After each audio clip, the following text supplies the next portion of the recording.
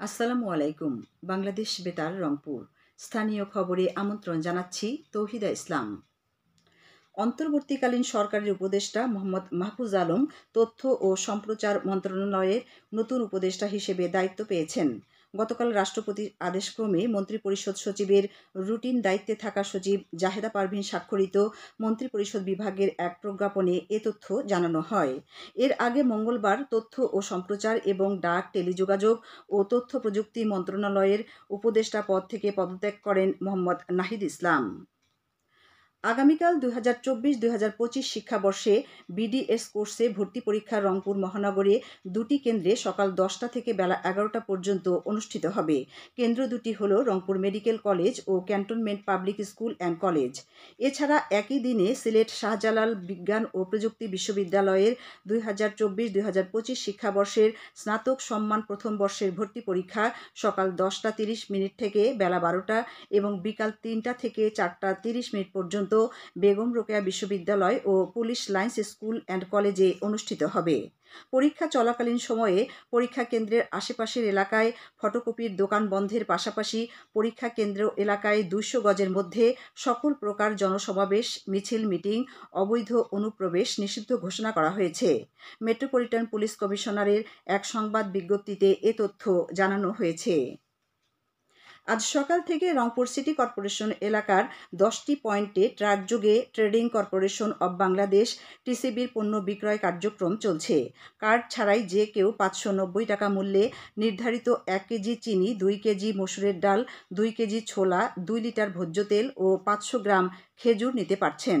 নগরীর কামারপাড়া বাসস্ট্যান্ড, লালবাগ চারতলা মোড়, বাংলাদেশ ব্যাংক মোড়, প্রেস ক্লাব চত্বর, ডিসি অফিস চত্বর, prime medical college road, Mahiganj শাওনের গোডাউন, ইঞ্জিনিয়ারিং কলেজের সামনে, রংপুর ফায়ার সার্ভিসের সামনে এবং কেন্দ্রীয় বাস টার্মিনাল এলাকায় ট্রাকযোগে টিসিবির পণ্য বিক্রয় করা হচ্ছে।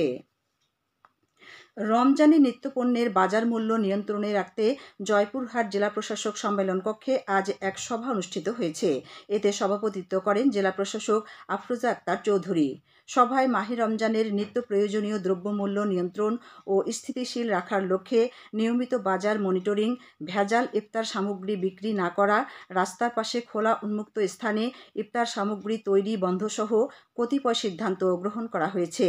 এদিকে আসন্ন পবিত্র রমজানের পবিত্রতা রক্ষায় করণীয় সম্পর্কে এক প্রস্তুতিমূলক সভা কুড়িগ্রামের রাজীবপুর উপজেলা পরিষদ সম্মেলন কক্ষে আজ অনুষ্ঠিত হয়। উপজেলা নির্বাহী অফিসার তানভীর আহমেদ এতে সভাপতিত্ব করেন। সভায় পবিত্র রমজান মাসে অযৌক্তিকভাবে নিত্যপণ্যের মূল্য বৃদ্ধি না করা, নিয়মিত বাজার মনিটরিং করা সহ কিছু সিদ্ধান্ত গৃহীত হয়।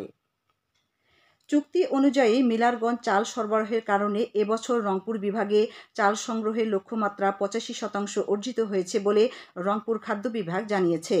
রংপুর বিভাগের 8টি জেলায় আমন ধান ও চাল সংগ্রহের অভিযান শুরু হয় গত 17 নভেম্বর। রংপুর আঞ্চলিক খাদ্য নিয়ন্ত্রক অফিস সূত্রে জানা গেছে, এ মৌসুমে আতপ চাল সংগ্রহের লক্ষ্যমাত্রা ধরা হয়েছে 18,164 টন। এ পর্যন্ত অর্জিত হয়েছে 14,659 টন। এছাড়া সেদ্ধ চাল সংগ্রহের লক্ষ্যমাত্রা ধরা হয়েছে 1,34,754 টন। সেখানে সংগ্রহ হয়েছে 1,28,312 টন। রংপুর বিভাগীয় খাদ্য নিয়ন্ত্রক জহিরুল ইসলাম বলেন, আমাদের লক্ষ্যমাত্রা অনুযায়ী চাল সংগ্রহ অভিযান সফল হয়েছে। রংপুরে অপারেশন ডেভিল হান্টে আওয়ামী লীগ ও ছাত্রলীগের 2 নেতাকে গ্রেপ্তার করেছে পুলিশ। গ্রেপ্তারকৃতরা হলেন হারাগাছ তপোধন এলাকার আওয়ামী লীগ নেতা রেজাউল করিম এবং কুড়িগ্রাম সরকারি পলিটেকনিক ইনস্টিটিউট শাখা ছাত্রলীগের সভাপতি তৌকির রহমান আপন। সকালে রংপুর মেট্রোপলিটন পুলিশের মিডিয়া সেল থেকে এ তথ্য জানানো হয়েছে। এছাড়া বিশেষ অভিযানে অন্য মামলায় 6 জনকে গ্রেপ্তার করা হয়েছে। ফিলিং স্টেশনে ডিজেল ও পেট্রোল পরিমাপে কম দেওয়ার অভিযোগে রংপুরের মিঠাপুকুরে 3টি ফিলিং স্টেশনকে 1,70,000 টাকা জরিমানা করেছে ভ্রাম্যমাণ আদালত। ভোক্তা অধিকার সংরক্ষণ অধিদপ্তরের পক্ষে ভ্রাম্যমাণ আদালত পরিচালনা করে এই জরিমানা করেন উপজেলা নির্বাহী অফিসার বিকাশ চন্দ্র বর্মন। ওজনে কম দেওয়ার প্রমাণ পাওয়ায় গড়ের মাথার হাসনা ফিলিং স্টেশনকে 20,000 টাকা, মুসলিম বাজার এলাকার রওশন ফিলিং স্টেশনকে 50,000 ও শুকুরের হাট মণ্ডল ফিলিং স্টেশনকে 1 লাখ টাকা জরিমানা করা হয়। কুড়িগ্রামের ফুলবাড়িতে 2 মাদক কারবারিকে হাতে নাতে আটক করেছে থানা পুলিশ। গতরাতে উপজেলার পানিমাছ কুটি এলাকা থেকে তাদের আটক করা হয়। আটককৃতরা হলেন বকিয়ত উল্লাহ এবং জাহাঙ্গীর আলম। তাদের কাছ থেকে অবৈধ 50 বোতল ফেন্সিডিল উদ্ধার করা হয়েছে। আটককৃতদের বিরুদ্ধে মাদকদ্রব্য নিয়ন্ত্রণ আইনে মামলা দায়ের করা হয়। সবশেষে আবহাওয়া। আজ সন্ধ্যে 6টা পর্যন্ত পূর্বাভাসে বলা হয়েছে, দেশের অভ্যন্তরীণ নদীবন্দরগুলোর জন্য কোনো সতর্কবাণী নেই এবং কোনো সংকেতও দেখাতে হবে না। খবর শেষ হলো। আমাদের পরবর্তী স্থানীয় খবর প্রচারিত হবে সন্ধ্যে 7টায়।